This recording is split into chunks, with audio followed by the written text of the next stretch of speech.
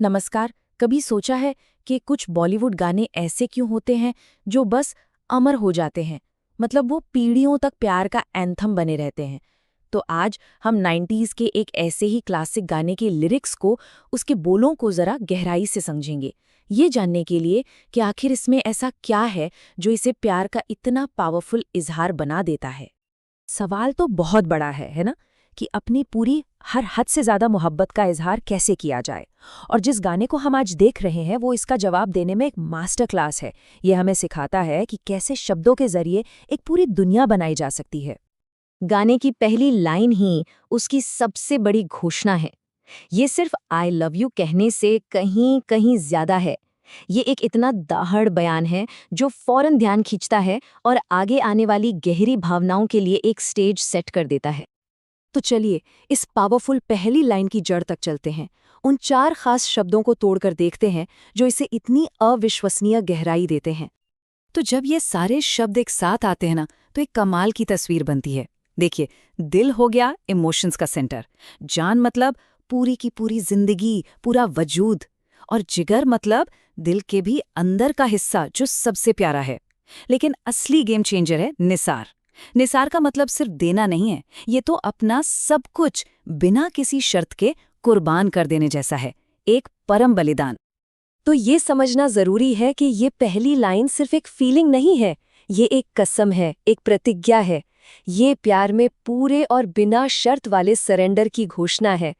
यहाँ गायक सिर्फ अपनी भावनाएं नहीं बता रहा है, वो तो अपना पूरा वजूद ही सौंप रहा है। इस ग्रैंड डिक्लेरेशन के बाद गाना एक ज़्यादा पर्सनल कहानी वाली जगह पर पहुंचता है। अंतरा जो है वो एक छोटी सी कहानी की तरह खुलता है जो हमें सिंगर के मन की दुनिया में खींच लेता है।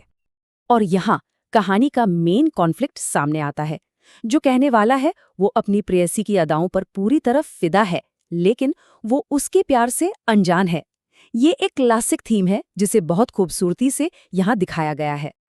ये जो कहानी का प्रोग्रेशन है वो बहुत दमदार है। ये तारीफ से शुरू होता है, फिर फ्रस्ट्रेशन में बदलता है क्योंकि इशारे समझे नहीं जा रहे, और आखिर में एक डायरेक्ट इमोशनल इन्विटेशन पे खत्म होता है। ये जो इमोशनल सफर है, इसे कई लोग कनेक्ट कर पाते हैं और यही इस गाने की अपील को और बढ़ाता है। अब आते हैं गाने के उस हिस्से पर जो इसे सच में एक एंथम बना देता है, इसका कोरस। यहाँ दोहराव यानी रेपिटेशन का इस्तेमाल सिर्फ गाने के मैसेज को मजबूत करने के लिए नहीं किया गया है, बल्कि सुनने वाले के मन में एक ऐसी छाप छोड़ने के लिए किया गया है जो कभी मिटे ही ना। ये सीधी साधी लेकिन पावरफुल लाइन गाने का इमोशनल एंकर है। ये सारी उलझी हुई भावनाओं को एक सीधी सच्ची घोषणा में बदल देती है, और इसकी यही सादगी और ईमानदारी इसे इतना यादगार और साथ में गाने लायक बनाती है। और पता है क्या, प्यार किया है ये फ्रेज पूरे गाने में 12 बार आता है। 12 बार! ये कोई इत्तेफाक नहीं है। ये जो रेपिटेशंस है ना, ये एक मंत्र की तरह काम करता है। ये बात कहने वाले और सुनने वाले दोनों के दिमाग में, दिल में एकदम बैठ जाती है और एक शेयर्ड इमोशनल एक्सपीरियंस बन जाता है। और ये सिर्फ सादा दोहराव भी नहीं है। गाने में इस फ्रेज के छोटे छोटे लेकिन बहुत पावरफुल वेरिएशंस भी हैं। बहुत प्यार किया है जोड़ने से इमोशंस की इंटेंसिटी बढ़ जाती है। फिर क्यों प्यार किया है पूछकर एक पल के लिए सेल्फ डाउट आता है, और फिर हाँ प्यार किया है के साथ उसे और भी ज्यादा मजबूती से कंफर्म कर दिया जाता है।